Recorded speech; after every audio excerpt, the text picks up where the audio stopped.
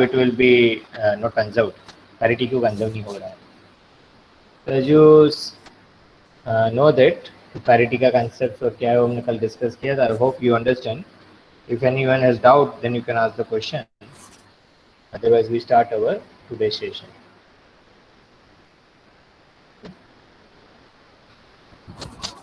So as we last discussed on the Fermi theory of beta decay, ये जो Fermi ने prove किया था in 1934, is an Italian physicist. Okay.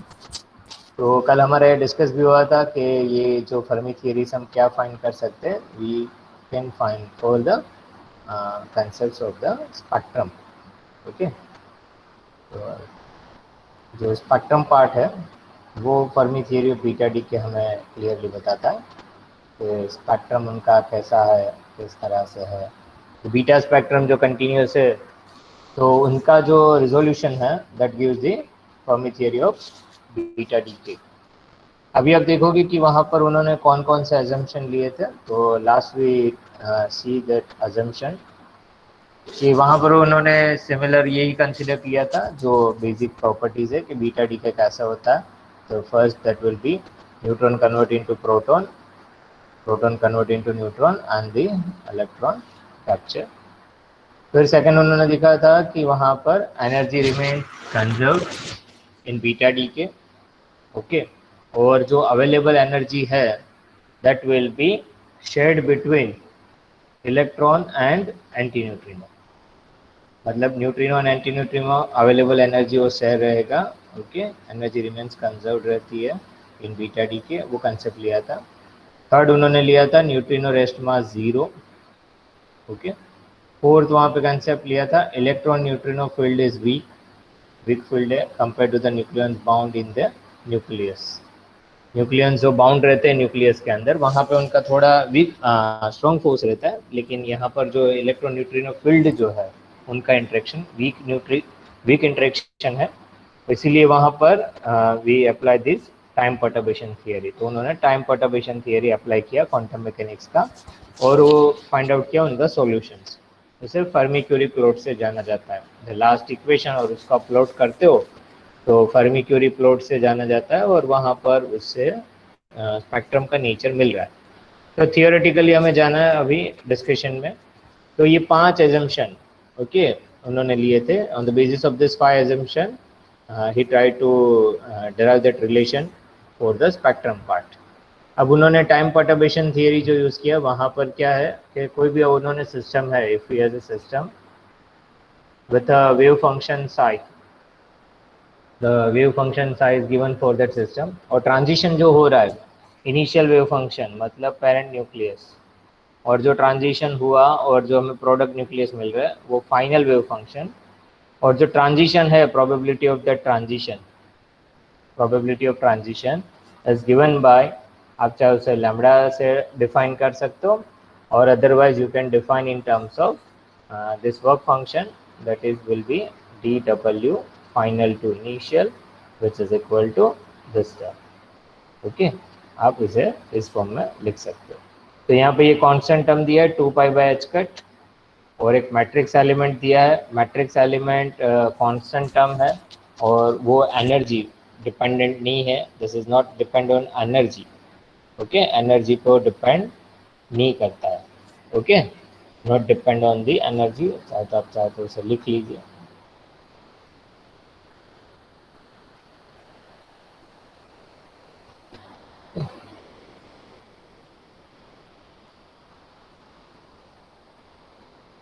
तो ये एनर्जी पे डिपेंड नहीं करता है. This not depend on energy. और हमारा ये जो dN/dEf है इसको मैट्रिक्स एलिमेंट कहते हैं. ये जो HIF और ये डायरेक्ट जो फंक्शन है जो मैग्नीट्यूड के अंदर उनका square this define as a matrix element और नॉट डिपेंड ऑन एनर्जी. तो उसके वहाँ पर कांस्टेंट ले रहे हैं ये टर्म को. और जो ये टर्म है dN/dEf मतलब ये n is the number of states. Okay. With respect to final energy उसको डिफरेंशिएट कर रहे हैं. That define as a density of states which change with respect to energy. अब कल हमने ये बताया था density of state at the final energy EF. और एच आई एफ है उस मैट्रिक्स एलिमेंट है that you can represent in this term, और इंटरेक्शन हैमिल्टोनियन से है। तो हमारा मेन फोकस इस पे रहेगा कि how we can derive this relation D N by D E F, उसको हम कैसे वहाँ पर डिराइव करते हैं। तो वो हमें ज़्यादातर ये देखना है कि ये डेंसिटी ऑफ स्टेट कैसे हम वहाँ पर उन्हें प्लॉट करते हैं। तो आई होप कि यहाँ तक तो आपको क्लियर हो गया था। ये हमने लास्ट डिस्कस किया था Fermi theory of beta decay का इंट्रोडक्शन पार्ट, जो फर्मी ने 1934 में उसे डिराइव किया था। अब ये transition rate Fermi golden rule को हमें वहाँ पर यूज़ करना है और वहाँ पर उसको डिराइव करना है।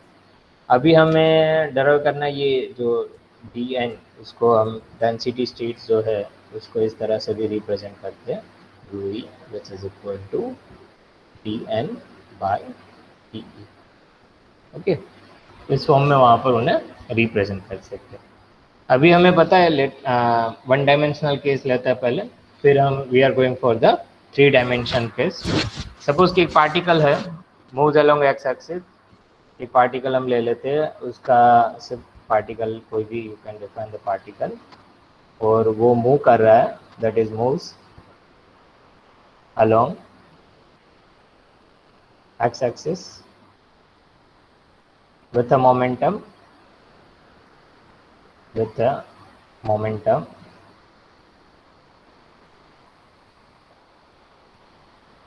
px, with a momentum p of px. Okay,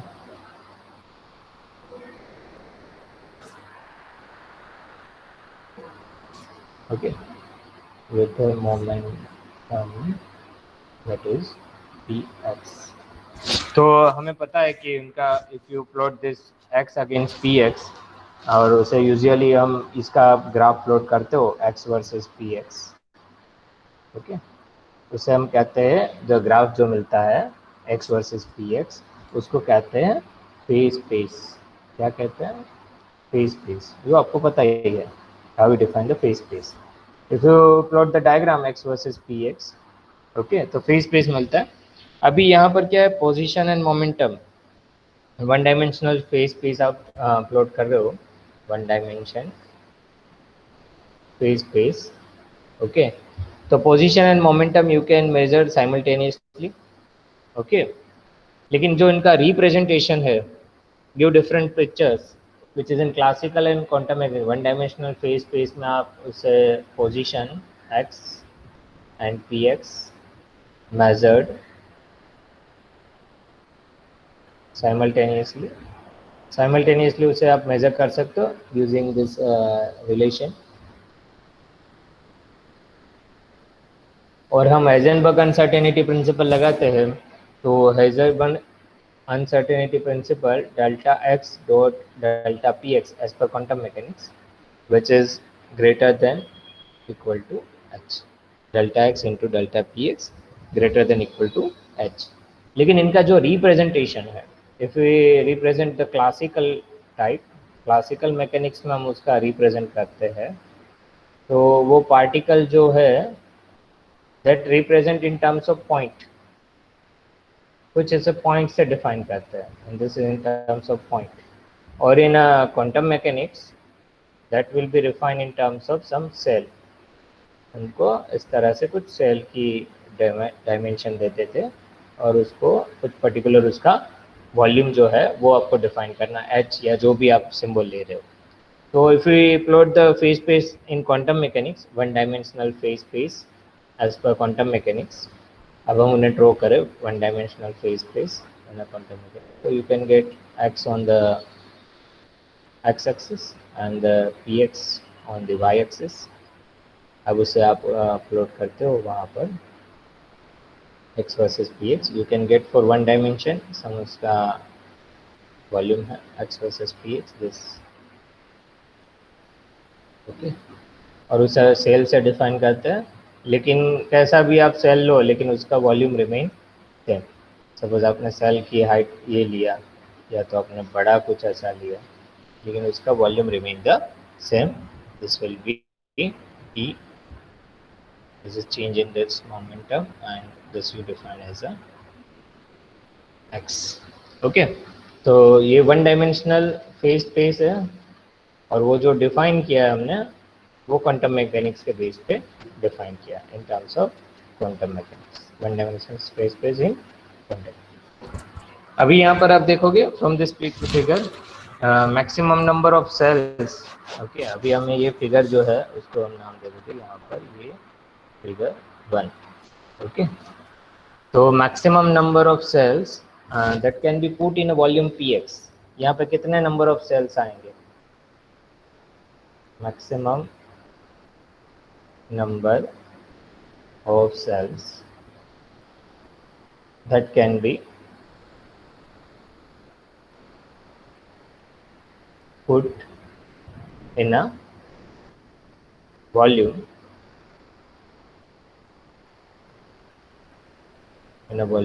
px is given by n equal to, उसी डायग्राम के बेस आप के ये number of maximum number of cells कितने हम रख सकते हैं इन वॉल्यूम px, तो आप उधर कह सकते हो कि उनको हम h सिंबल से डिफाइन कर रहे हैं पर्टिकुलर सेल को। ओके, और वहाँ पर आप कह सकते हो कि वॉल्यूम ऑलवेज द सेम, उसका वॉल्यूम सेम है सेल का, और which is defined as h। तो maximum number of cells that can be put in a volume px is given by n equal to px by h। Maximum number of cells हम कितना रख सकते हैं? तो px का जो भी डायमेंशन है डिवाइड बाय h, उतने नंबर ऑफ सेल्स हम वहाँ पे रख सकते हैं। और h you can represent in terms of p into x, और h you can represent as a 2 pi h cut. h cut equal to, h cut को हम कैसे डिफाइन करते हैं? h by 2 pi. वो यहाँ पे आप रख दीजिए। तो मैक्सिमम नंबर ऑफ सेल्स कितने आ सकते हैं? दैट डिफाइंड बाय n, और which is equal to px by h, और px h को हम रिप्रेजेंट कर सकते हैं 2 पाई h कट। और n क्या रिप्रेजेंट कर रहा है यहाँ पर? n ये दैट इज कितना नंबर ऑफ हम स्टेट कह सकते हैं in volume px in phase space, और उससे आप इस तरह से भी लिख सकते हो n consequently represent number of states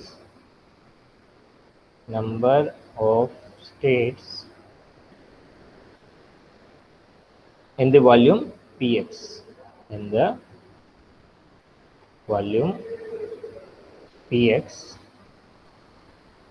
in a phase space।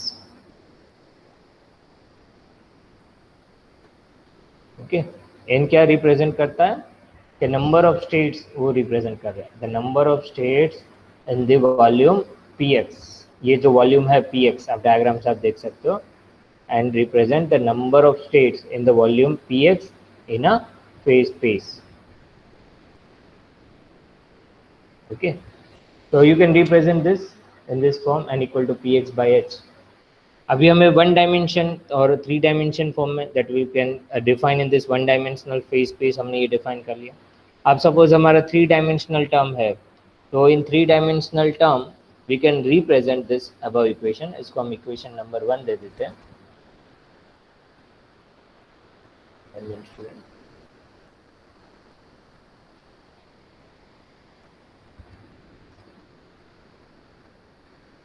This equation number 1 we can define, और in 3 डायमेंशनल टर्म्स अभी हम इन्हें 3 डायमेंशनल टर्म में रिप्रेजेंट कर रहे हैं। तो in 3 dimensional terms we can represent, और उसे हम लिख सकते हैं वहाँ पर this equation 1 can be written as,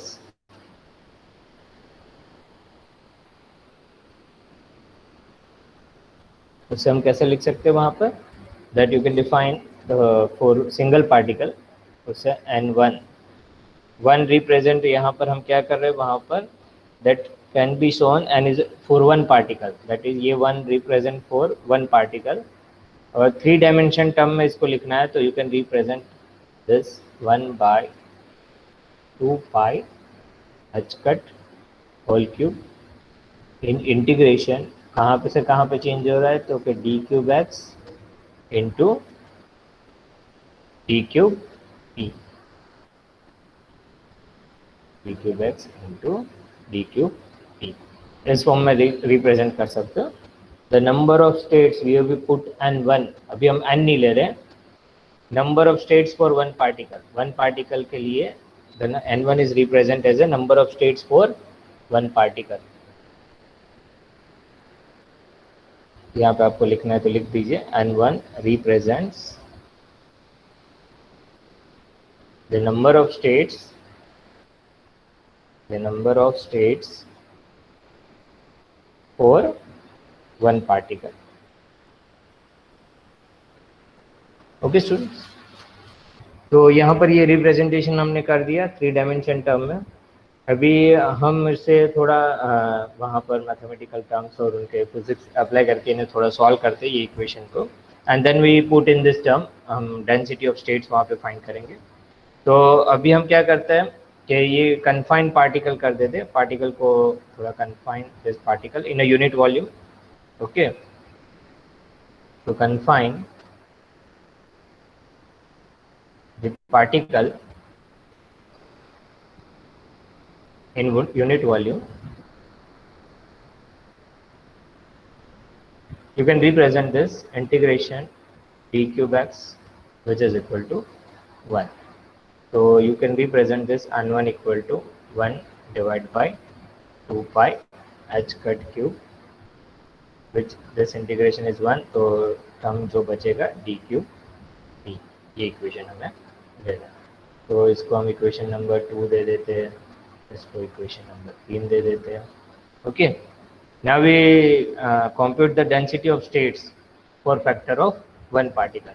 ये density of state जो हमने बताया यहाँ पर, we compute this rho e। okay, we compute this state density states for this, nothing but rho is defined as a density of states with respect to energy। so density of states for one particle, density of states for one particle।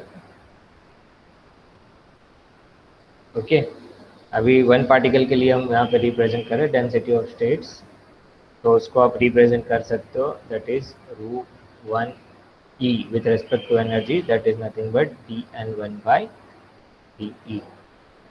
और n1 you can know that n1 हमारे पास है तो d by de, e हमको represent कर सकते हैं वहाँ पर, और उसे n1 जो मिला वहाँ सब्स्टिट्यूट कर दीजिए। n1 हमें क्या मिल रहा है, that is nothing but 1 by 2 pi h cut cube integration d cube p। Okay, ये हमें रिप्रेजेंटेशन मिल रहा है। और फिर हमें क्या करना है, जो कांस्टेंट हमें बाहर ले लीजिए, तो you can write this term 1 by 2 pi h cut, the whole cube है, not h cut cube, this will be whole cube. Okay, 1 by 2 pi h cut whole cube और d by de, और उसको आप लिख सकते हो वहाँ पर integration d cube p। Okay, तो उसे और वहाँ पर इलाबरेट हम कर दें, तो you can represent this 1 by 2 pi h cut whole cube d by de, और इंटीग्रेशन d क्यूब p को आप लिख सकते हो in the term of solid angle. तो d क्यूब p को आप रिप्रेजेंट पहले कर सकते हो p square, okay, dp into e omega, और ये जो है ये डी क्यू पी को आप रिप्रेजेंट कर सकते हो P square D P D omega, where D omega is the solid angle. Okay, solid angle,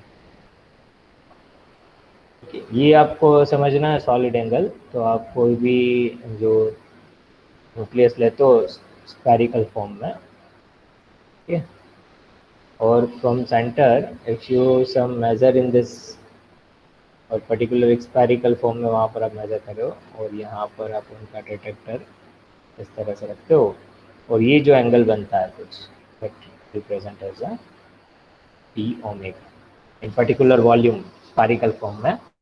और वो D omega solid angle define करते हैं।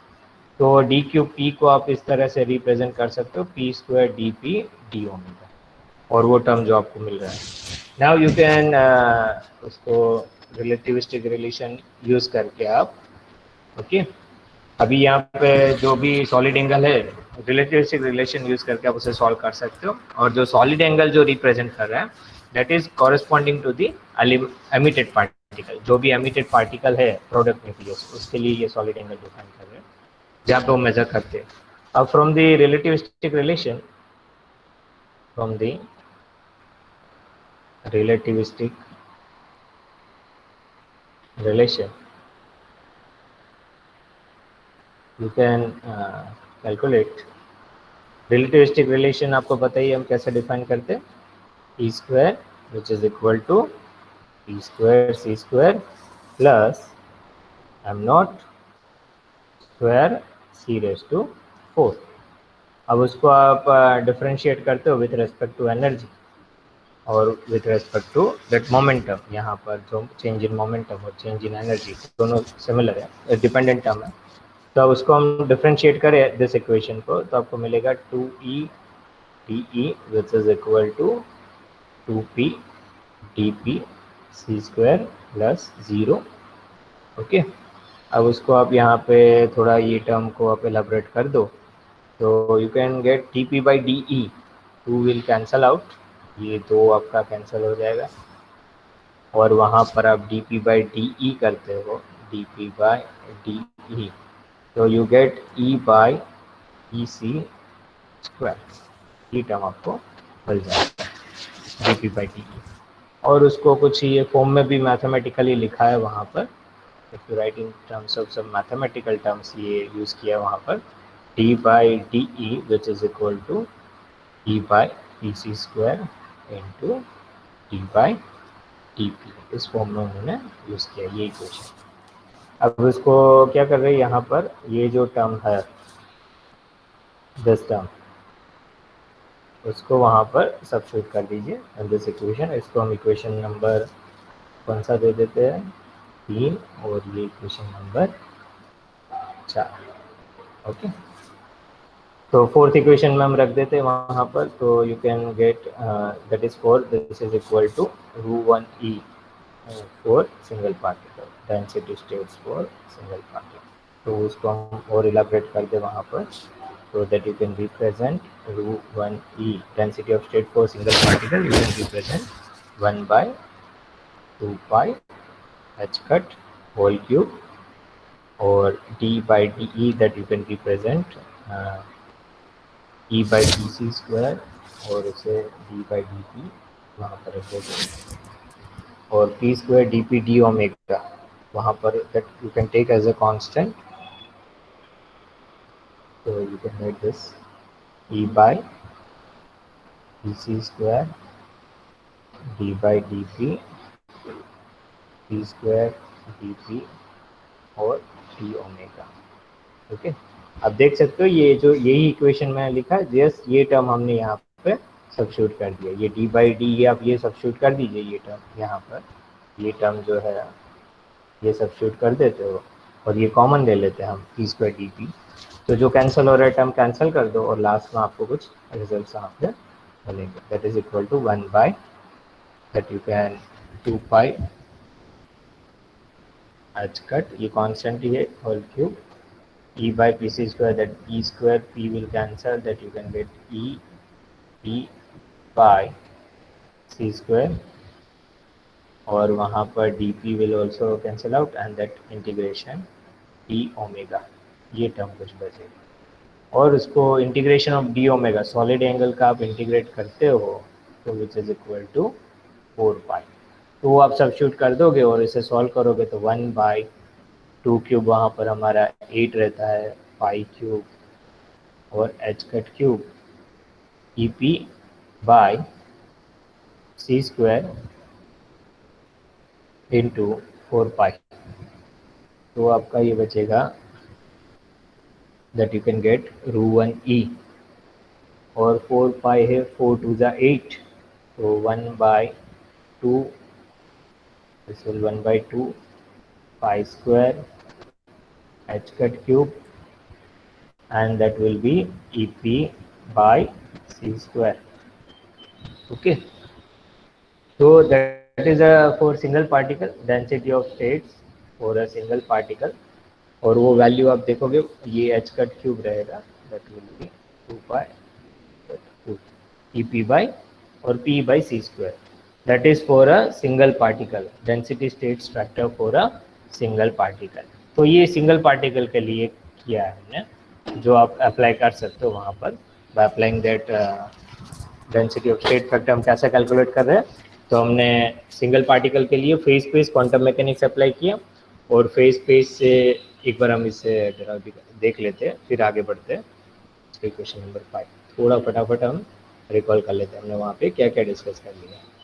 तो as we discuss the quantum mechanically, उसे हम सेल से रिप्रेजेंट कर सकते हैं, और पर्टिकुलर फेज स्पेस इतना वॉल्यूम है तो कितने नंबर ऑफ सेल्स आते हैं, तो n equal to P x by H. H उसको पर्टिकुलरली वॉल्यूम हमने डिफाइन किया, वो कॉन्स्टेंट रहता है, तो आप उसे कैलकुलेट करते हो n equal to P x by h और उसकी फॉर्मूला बनाते हो, और इन 3 डायमेंशन टर्म, अब जहाँ पे आप यहाँ पे कैलकुलेट करोगे इन 3 डायमेंशन टर्म,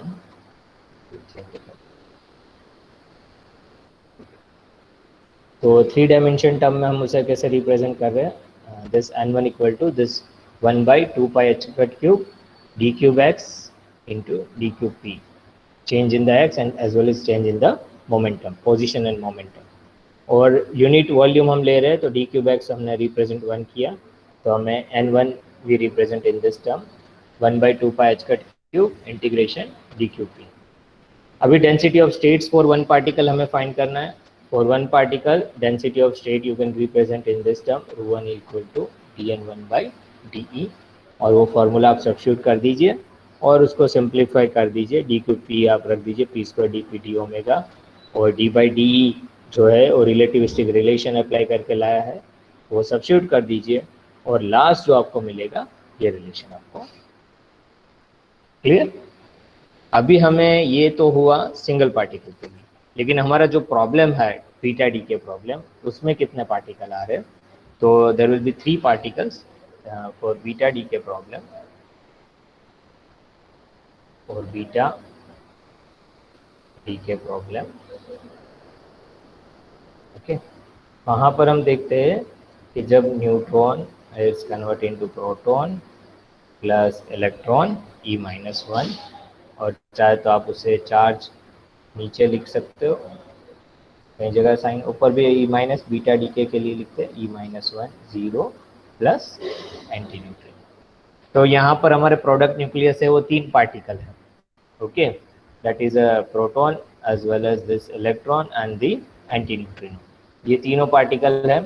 अब यहाँ 3 पार्टिकल प्रॉब्लम हो जाता है हमारा, और फिर हमें यहाँ पर थोड़ा कंजर्वेशन ऑफ मोमेंटम भी करना है. तो यहाँ पर 3 पार्टिकल के मोमेंटम है, तो एक पार्टिकल का मोमेंटम जो है वो फिक्स हो जाता है, okay, compare to the 2 momentum of the particle. तो उसे हम यहाँ पे लिख सकते हैं, ये थोड़ा उसे एलैबोरेट कर दूँ यहाँ पर फॉर योर एक्सप्रेशन. ये तीनों पार्टिकल है, proton electron and neutrino, okay, और उसे हम मोमेंटम के फॉर्म में लिखे, moment of 2 particles change independently for this 3 particles, momenta of 2 particles, momenta of 2 particles can change independently. 2 particles can change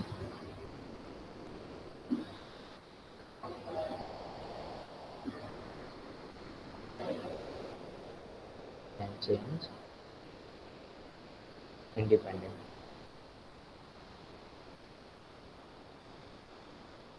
मतलब 2 पार्टिकल की मोमेंटम वहाँ पर क्या होगी, fix the momentum of the third particle. जैसे कि P1 एंड P2 है, okay, वो मोमेंटम ऑफ द 2 पार्टिकल्स हम ले रहे हैं, तो तीसरा पार्टिकल क्या हो जाएगा, फिक्स हो जाएगा in the centre mass of the system. तो उससे हम डिफाइन कर सकते हैं, that will B momentum for P1 plus P2 plus P3 for 3 particle which is equal to 0, 4 centre mass of the system, मतलब यहाँ पर ये जब एमिशन हो रहा है neutron, proton, electron and anti neutrino, तो ज़्यादातर ये मोमेंटम जो कैरी कर रहा है वो दो पार्टिकल में होगा, वो इलेक्ट्रॉन एंड एंटी न्यूट्रिनो। और जो ये थर्ड पार्टिकल है जो डॉटर न्यूक्लियस है वो हैवियर है compare to the electron and neutrino, तो फिक्स रहेगा। तो ये कंसेप्ट लेके हमें अभी आगे उनको डेरिवेशन करना है for this beta decay. तो we can the calculate for the number of states, okay, in a unit volume in phase space for three particle, the number of states we can calculate. The number of states in a unit volume, in a unit volume in phase space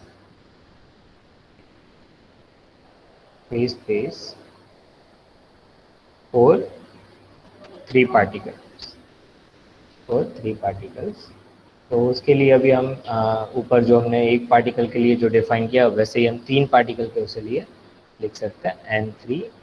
एक momentum तो constant है, तो हम दो momentum के लिए वहाँ पे लिखना है 1/2 पाई h कट क्यूब था, उससे हम h6 दो पार्टिकल के लिए, that is integration d cube d1 into integration d cube d2, ऐसा उसको फॉर्म बना सकते हैं। आप ऊपर देख सकते हो n1 जो हमने रिप्रेजेंट किया था 1/2 pi h cut cube, okay, this you can see for this, okay, this one 1/2 pi h cut cube and that is d cube p1 into d cube p2। ये सिंगल पार्टिकल के लिए हमने discuss किया था, वैसे ही यहाँ पर दो पार्टिकल के लिए, तीन पार्टिकल के लिए हम बात कर रहे हैं, तो उसमें दो का मोमेंटम इंक्लूड होगा, एक फिक्स है, मतलब ये फॉर्म में हम लिख सकते हैं।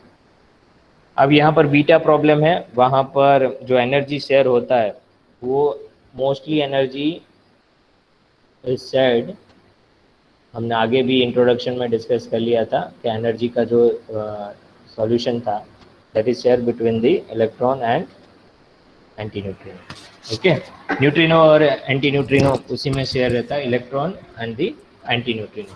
तो दिस रिप्रेजेंट इक्वेशन हम उससे हम लिख सकते हैं वहाँ पर, you can calculate this n3, यहाँ पर आप इलेक्ट्रॉन के लिए मोमेंटम लोगे और एंटी न्यूट्रिनो के लिए, तो इसको हमें 3 डायमेंशन में लिखना है इसको for three particle. Density state हमें कैलकुलेट करना है, √3e which is equal to dn3/de, और you can represent in this term, अभी n3 आप यहाँ पे रख सकते हो, तो d/de which is you can represent 1/2 pi h cut whole raise to 6 in integration d cube d1 integration d cube d2, okay. अभी हमारा ये प्रॉब्लम हम ले लेते बीटा डी के की ओर, उस फॉर्म में हम लिखना है, right the part,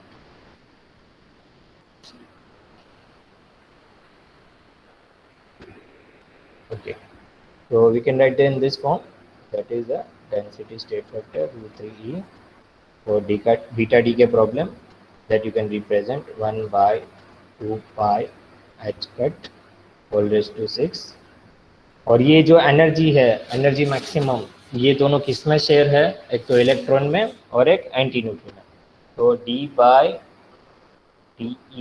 maximum integration d cube de into integration d cube e anti neutrino, okay.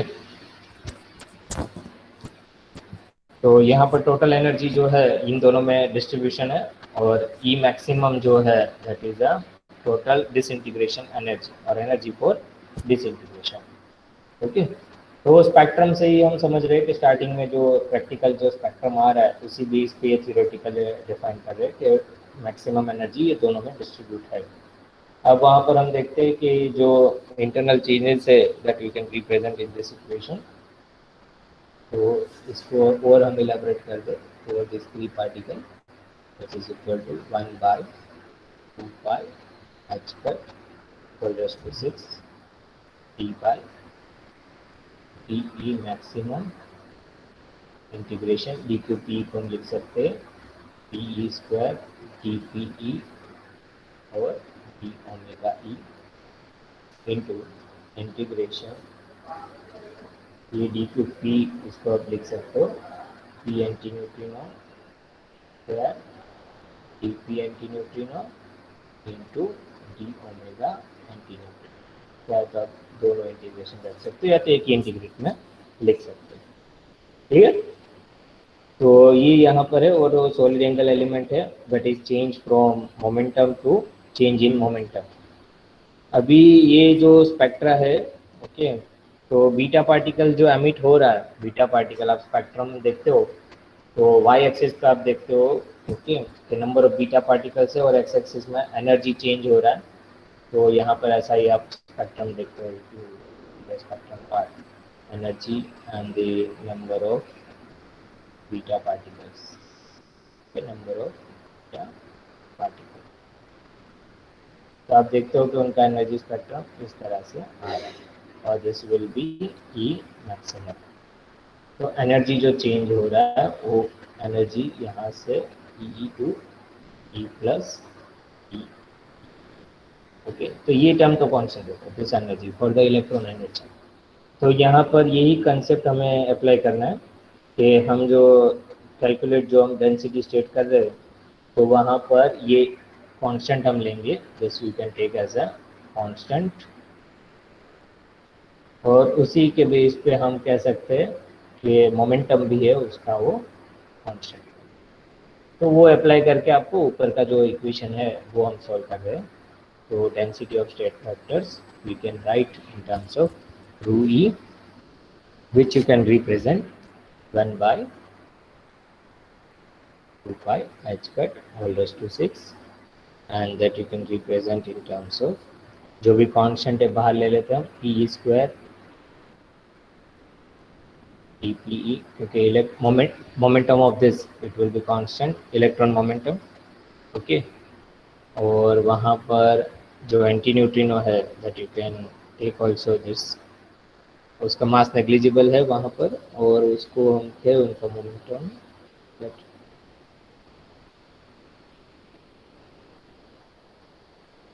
Okay उसको भी अब यहाँ पर you can represent in terms of P anti neutrino square and that you can represent the change in this neutrino part change in that energy okay. एक हमारा P मिला तो momentum of that anti neutrino square but it is change in the energy for with respect to TE maximum you can represent और जो integration में solid angle आ जाएंगे D omega E into D P ई ने D omega ई और integration D omega anti okay. ये clear हुआ होगा आपको। इसका थोड़ा सा फिजिक्स देख ले, फिजिक्स से आपको पता होगा तो भी जाके ये आप इक्वेशन सॉल्व कर पाते हो। तो as we see that for that जैसे कि हम ये लिख रहे हैं इक्वेशन ऊपर आप इक्वेशन देखिए ये पी स्क्वायर ये कांस्टेंट है ये टर्म ये टर्म यहाँ पर कांस्टेंट है this term then this term is also constant this will solid angle integration में आ जाएगा। अब पी एंटी न्यूट्रिनो स्क्वायर जो है मोमेंटम ऑफ दैट वो वहाँ पर मोमेंटम उनका कांस्टेंट रहेगा लेकिन जो चेंज हो रहा है उनकी एनर्जी के साथ क्योंकि मैक्सिमम एनर्जी के डिपेंड करता है कि इसकी एनर्जी कितनी है पी न्यूट्रिनो की। तो you can calculate in this term D P जो चेंज यहाँ पर हो रहा है that D P anti neutrino momentum of that anti neutrino वो चेंजेस आ रहा है विथ रेस्पेक्ट टू एनर्जी उनका डिफरेंशिएशन और ये integration of the solid angle. अब यहाँ पर उसको थोड़ा रिलेटिविस्टिक रिलेशन आप यूज़ करके उसे सॉल्व कर सकते हो। तो मैक्सिमम एनर्जी जो है वो तो इन दोनों में डिस्ट्रीब्यूट है ई maximum which is equal change in electron energy plus that will be in दोनों में डिस्ट्रीब्यूट है।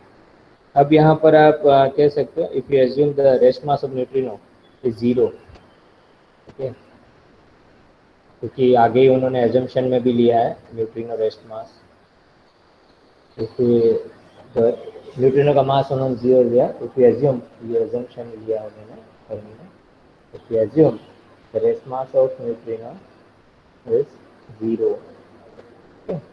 तो उसे आप लिख सकते हो energy in terms of E infinity, which is equal to P times P square equal to P square C square plus M0 square C raised to 4. इसी बेस पे है P square E equal to square C square plus, you can write for this P square equal to P square C square plus M0 square C raised to 4. If you write that part,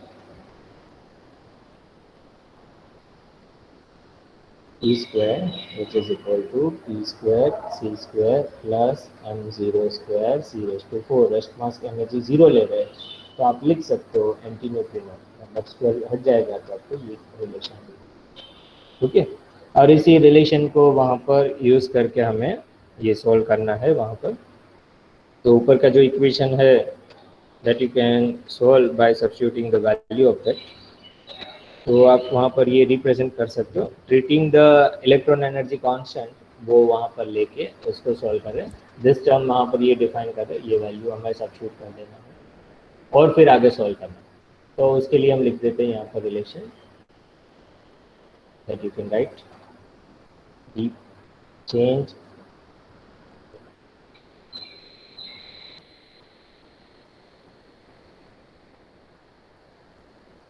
you can represent this change E antineutrino है, okay, and that will be changed with respect to E maximum, E maximum that you can represent in terms of 1 by C,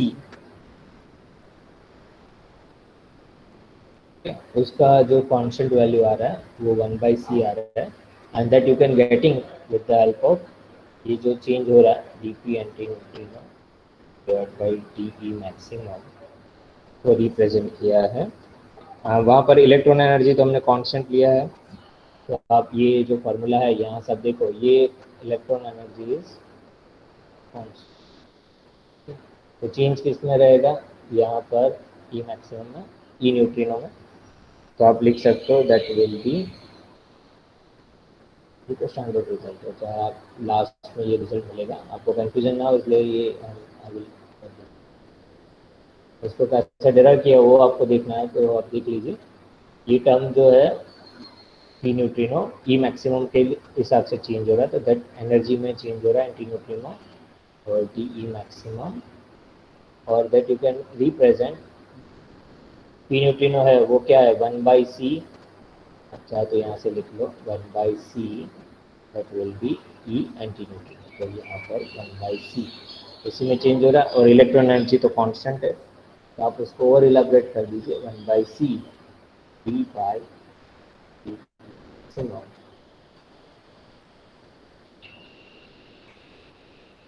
1 by C, और इसे आप लिख सकते हो D by D E maximum for that, मुझे तो मेरा अक्षर थोड़ा इस तरह से स्लैंट में जा रहे हैं, आप समझ सकते हो, और उसे वहाँ पर आप सब्स्टिट्यूट कर दीजिए जो ये ई न्यूट्रिनो है that you can represent as a E maximum, maximum energy minus the electron energy, that is a E maximum minus electron energy, और that is you can represent in terms of 1, क्योंकि उसका differentiation maximum energy minus electron energy, और वहाँ पर उसका differentiation दोनों का difference constant रहेगा, दैट विल बी 1 और ये 1 by C, ये रिप्रेजेंटेशन है।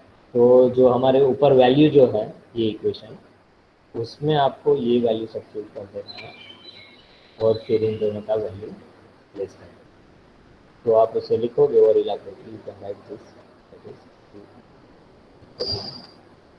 1 by 2 pi, you can substitute that part,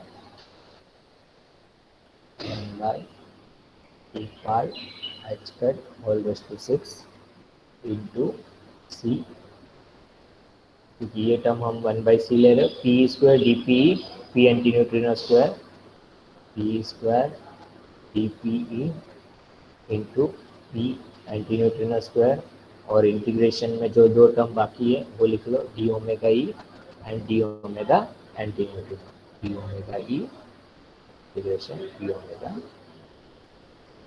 और वहाँ पर अभी सब्स्टिट्यूट करना है तो और आप रिलेशन एक सब्स्टिट्यूट कर सकते हो।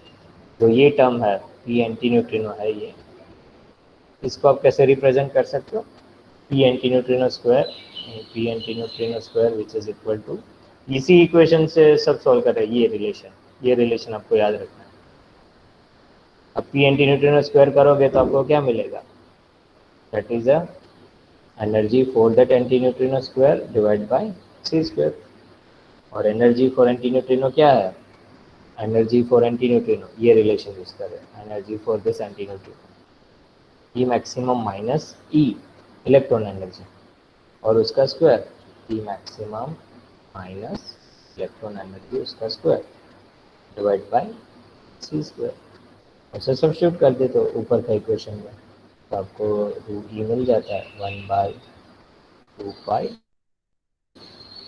h cut whole raise to 6 c cube, P square same का same, okay, and P anti neutrino D P वही रहेगा वहाँ पर, और इसे लिख सकते हो यहाँ पर ये ई मैक्सिमम माइनस इलेक्ट्रॉन एनर्जी उसका स्क्वायर, और integration of D omega E and D omega anti neutrino, तो ये टर्म हमें मिल जाता है। अब चाहे तो आप उसको पर्टिकुलरली ये 3 डायमेंशन के लिए थोड़ा सा वो आपको कैलकुलेशन के लिए maximum energy minus electron energy जो भी आ रही है, मोमेंटम ऑफ दैट वो कांस्टेंट, ये सब आप रख दीजिए, प्लेस कर सकते हो। इसकी वैल्यू आप रख सकते हो 4 पाई, चाहे तो आप अभी इसे और इलाबरेट करके लिख सकते हो 1/2 पाई h कट, वो h cut whole raise to 6, 1/2 pi h cut ही ले रहे हैं या h ले रहे हैं, 1/2 pi h cut whole raise to 6 c cube p square D P E maximum minus electron the whole square 4 pi into 4 pi, okay, ये आप ले सकते हो। अब वहाँ पे जो कैंसिल हो रहा है कैंसिल कर दो, जो टर्म आपको करना है ये दोनों की value this will be also 4 pi, and ये जो वैल्यू है उसका भी वैल्यू 4 पाई है। तो आप ये लास्ट रिलेशन यहाँ पे आ रहा है, तो इसको आप पर्टिकुलरली ट्रांजिशन प्रोबेबिलिटी में सब्स्टिट्यूट कर दीजिए फर्मी गोल्डन रूल में। फर्मी गोल्डन रूल क्या है, TWFI which is equal to 2 pi by h cut, और ट्रांजिशन एलिमेंट जो हम लिखते हैं HIF होल स्क्वायर, और डेंसिटी ऑफ स्टेट ρE, ये सब्स्टिट्यूट कर दो वहाँ पर, तो ये पूरी आपकी transition probability Fermi golden rule से मिल जाती है। तो इसका ट्रांजिशन प्रोबेबिलिटी बीटा डीके का क्या है, transition probability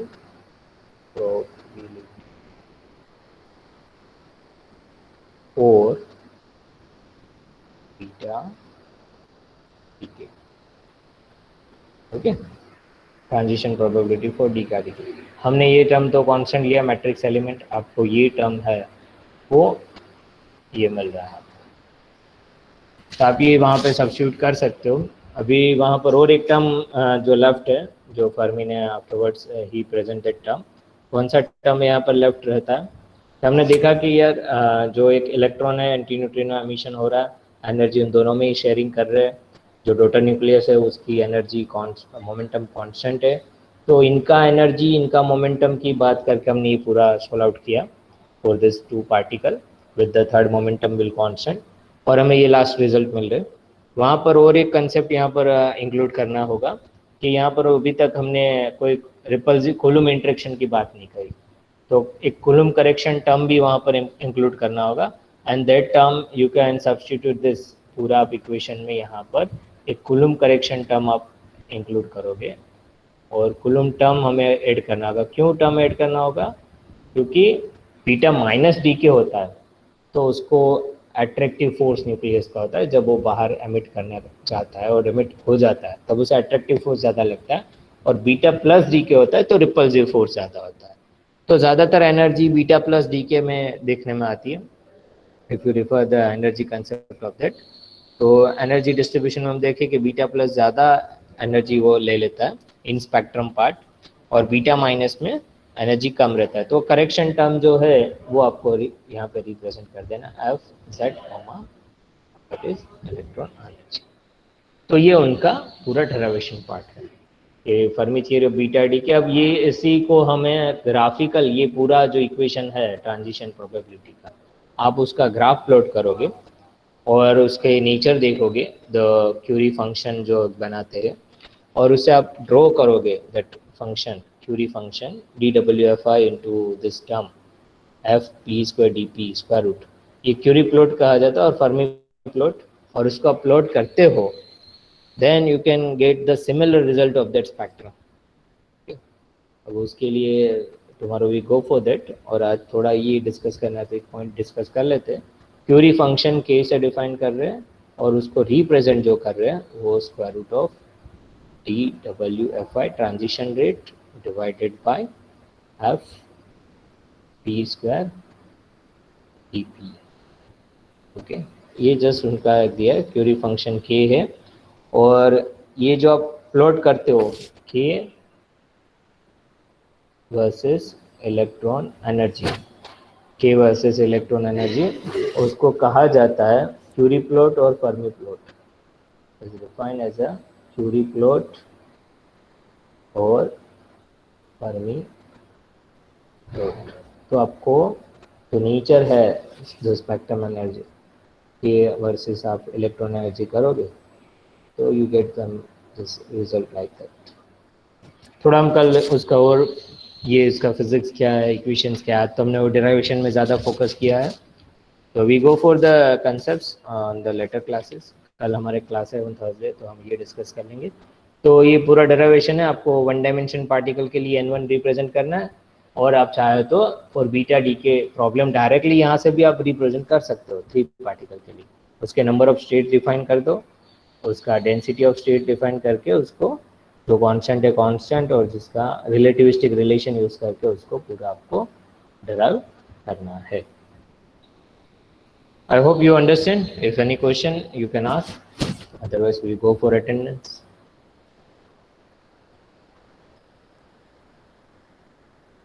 any question?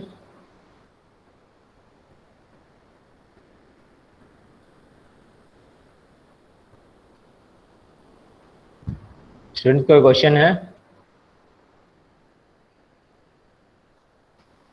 No sir. Okay, तो वी गो फॉर अटेंडेंस। कुछ क्वेश्चन आज पढ़ना है, टाइम मिले तो आपको। और ये Fermi theory of beta decay थोड़ा लेंदी है, लेकिन एक बार पढ़ोगे, समझोगे, कंसेप्ट देखोगे, उससे आपको टाइम परटर्बेशन थियरी भी एक बार पढ़ना क्वांटम मैकेनिक्स में। You get a transition probability और कैसे अप्लाई कर रहे हैं ये फर्मी, उनका रिजल्ट्स क्या मिल रहा है, और रिजल्ट से उनके ग्राफ ऑफ नेचर क्या मिल रहा है। Tomorrow we see for some concept उनके, और कुछ इसमें कंसेप्ट हो गए तो वो देख लेंगे। तो मैक्सिमम यहाँ पर हमारा बीटा डी के का सब कंसेप्ट तो डिस्कस हो चुका है। तो कुछ थोड़ा बहुत बाकी होगा तो वी टुमारो विल डिस्कस, और इनमें कोई डाउट भी हो तो you can ask later on, और अभी भी कुछ पूछना हो तो पूछ सकते हो।